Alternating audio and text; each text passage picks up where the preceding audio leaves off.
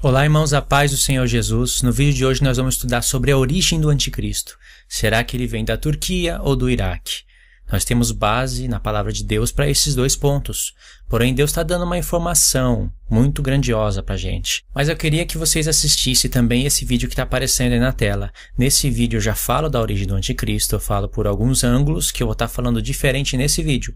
Então você precisa somar esses dois vídeos. Através desse vídeo que está aparecendo na tela, eu vou estar indicando outros vídeos. É um vídeo super interessante, tem mapas mentais, tem informações adicionais. Soma com esse vídeo e você vai ter uma boa compreensão do assunto. Eu estou nessa página aqui porque eu quero mostrar para vocês sobre a Síria antiga, sobre os assírios. Então eu vou estar destacando alguma coisa aqui, vocês prestem atenção. Vamos estar lendo a partir daqui desse ponto, fazer um resumo. Os assírios, também conhecidos entre outras variantes como os caldeus, siríacos, cristãos assírios, cristãos siríacos, cristãos judeus, vamos pular essa parte aqui, são um grupo étnico com origens no Crescente Fértil. Hoje seu território faz parte de vários países, aqui que eu quero mostrar. Mas ao contrário do que muitos acreditam, o povo assírio não sumiu depois da queda do Império Assírio, mas passou a constituir minorias étnicas sob o domínio de outros grupos desde o início da Idade Média. Tradicionalmente tem vivido no Iraque, nordeste da Síria, nordeste do Irã e sudoeste da Anatólia, na Turquia. Tá vendo esses quatro grupos? Iraque, Síria, Irã e Turquia? Esses são países hoje islâmicos e constituía o antigo Império Assírio. Essa é a informação que eu queria passar para vocês. Iraque, ele é a antiga Babilônia. Síria, não tem nada a ver com a Assíria. Síria na Bíblia é Arã, e hoje é um país que vive no Oriente de Israel. Está junto com o Iraque, está junto com o Irã. Turquia é um país islâmico. É aqui que se encontra Erdogan. A Turquia é onde estará o trono de Satanás e ela se encontra no norte de Israel, ok? Istambul, 26 de fevereiro de 1954, é um político turco, presidente da Turquia, desde 28 de agosto de 2014 e anteriormente entre 14 de março de 2003 e 28 de agosto de 2014. Primeiro-ministro de seu país, é também o líder do Partido da Justiça e Desenvolvimento, em turco Adalet ve Kalma Partisi, eu acho que é assim que pronuncia, normalmente referido como AK Parti, que tem a maioria dos assentos na Grande Assembleia Nacional da Turquia. Teve diversos cargos públicos, entre eles o de prefeito de Istambul, que ocupou de 1994 a 1998. Istambul, ela é a maior cidade da Turquia, mas não é a capital. E a atual Istambul é a antiga Constantinopla. Nascimento, 26 de fevereiro de 1954. Istambul. Hoje nós vamos estudar o profeta Naum. Se você quiser saber a localização do anticristo, estude o profeta Naum, em destaque, com os demais profetas menores. Aqui eu fiz um mapa do profeta Naum, né?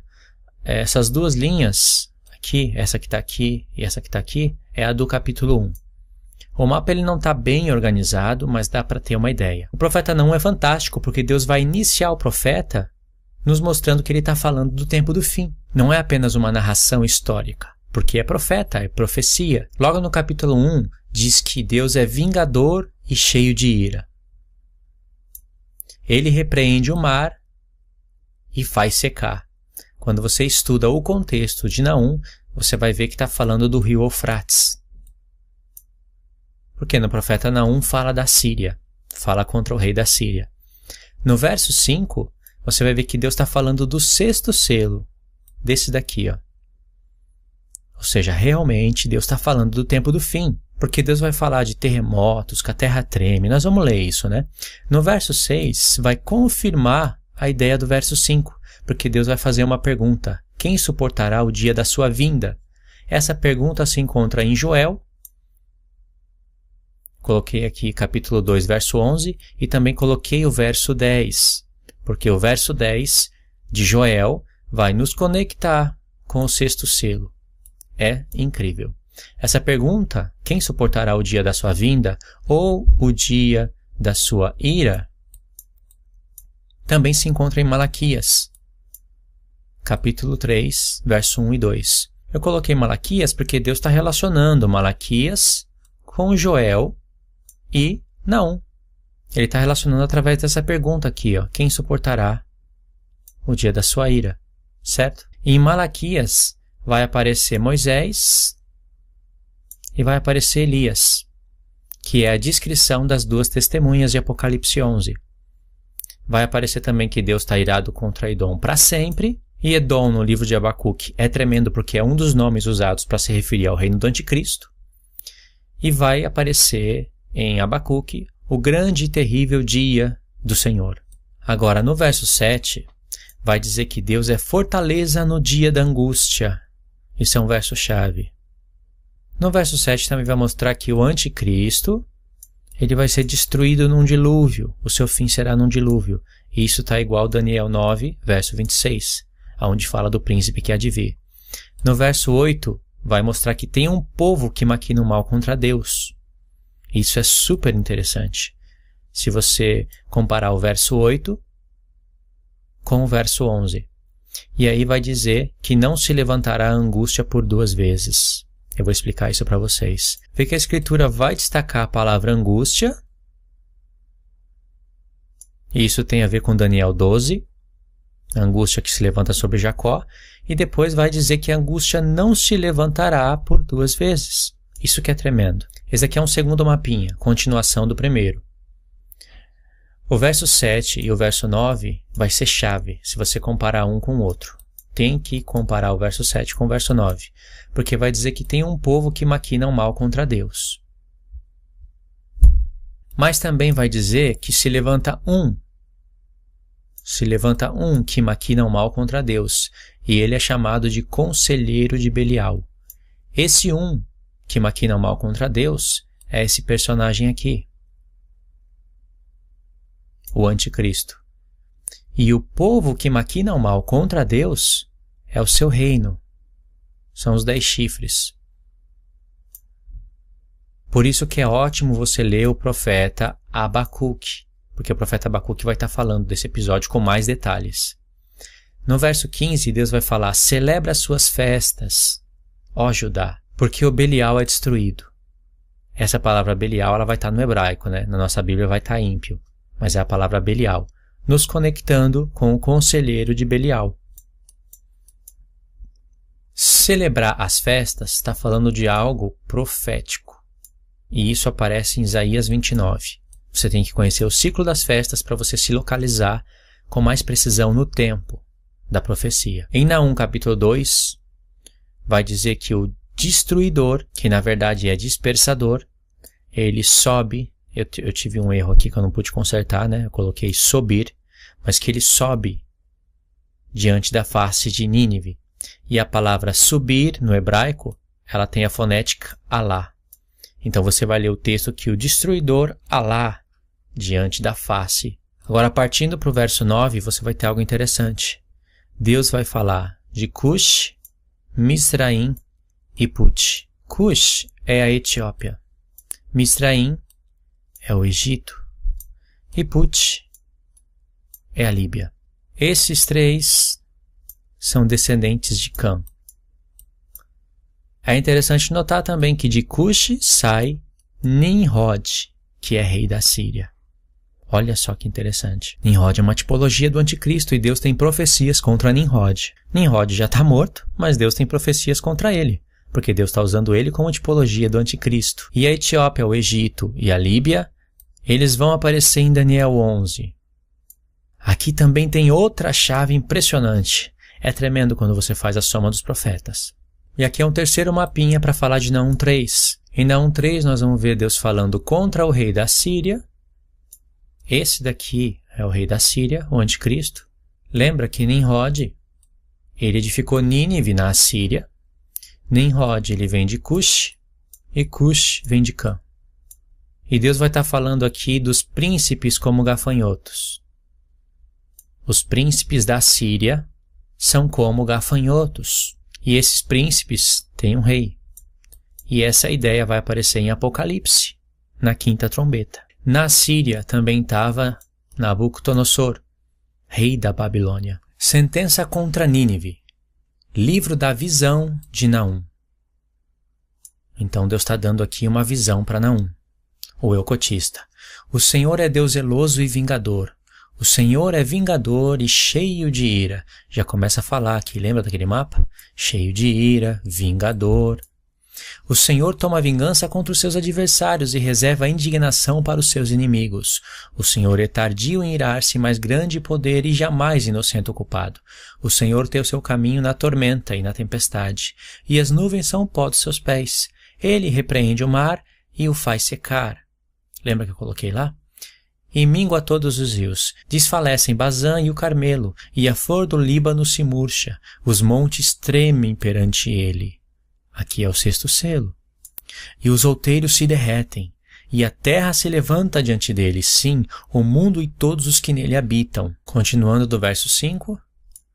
O que Deus falou no verso 5, lembra, o verso 5 está aqui em cima, nos faz lembrar o sexto selo, e aqui no verso 6 Deus vai confirmar: quem pode suportar o dia da sua indignação? E quem subsistirá diante do furor da sua ira? Essa é a pergunta que está no sexto selo. Está vendo como Deus está falando do sexto selo? E no sexto selo o anticristo já vai estar atuando. A sua cólera se derrama como fogo, e as rochas são por eles demolidas. O Senhor é bom e fortaleza no dia da angústia. Lembra o dia da angústia? Daniel 12. O Senhor é bom, é fortaleza no dia da angústia e conhece os que nele se refugiam.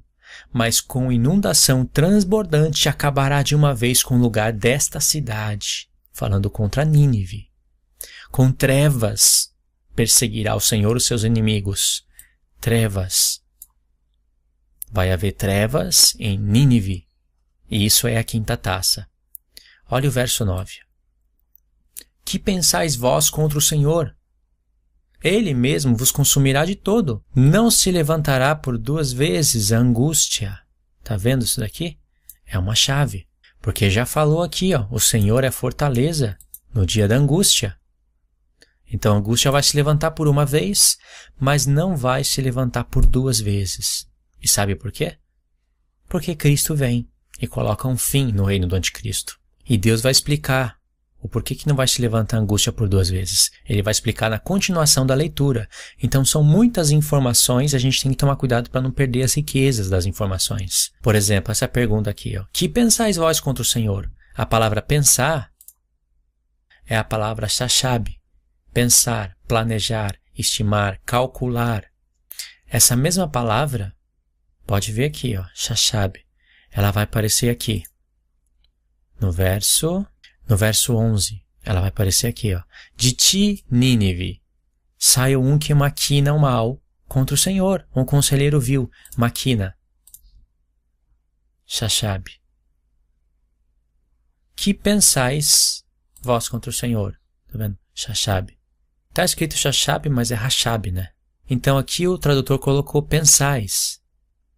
E aqui ele traduziu maquinar, a mesma palavra. Se ele tivesse colocado a mesma palavra, maquinar, seria mais fácil para criar conexão. Então o que Deus está falando é o seguinte: o que vocês estão pensando contra o Senhor? Para o povo de Nínive. Ele mesmo vos consumirá de todo. Não se levantará angústia por duas vezes. Ou seja, como Deus vai consumir esse povo completamente, a angústia não se levantará por duas vezes, mas ela vai se levantar por uma. Porque vai ter o dia da angústia, como foi falado aqui, ó.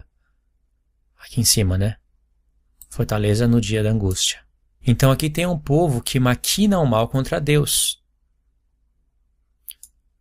E aqui tem um homem, um conselheiro vil, né? Aqui está escrito vil, mas a palavra é Belial. Esse conselheiro maquina o mal contra Deus. O que Deus está nos revelando é que esse homem ele tem uma boca arrogante, tem que somar com outros profetas, né? Ele tem uma boca arrogante, uma boca semelhante ao inferno, cuja morte não se farta, e esse homem junta as nações debaixo do seu poder, como diz Abacuque. Então, através desse homem, que é o chifre pequeno, ele motiva as outras nações a maquinar o mal contra Deus. E tudo isso vem de Deus, porque Deus fala em Sofonias que o intento dele é juntar as nações para a peleja. Porque ele vai santificar o nome dele nessas nações.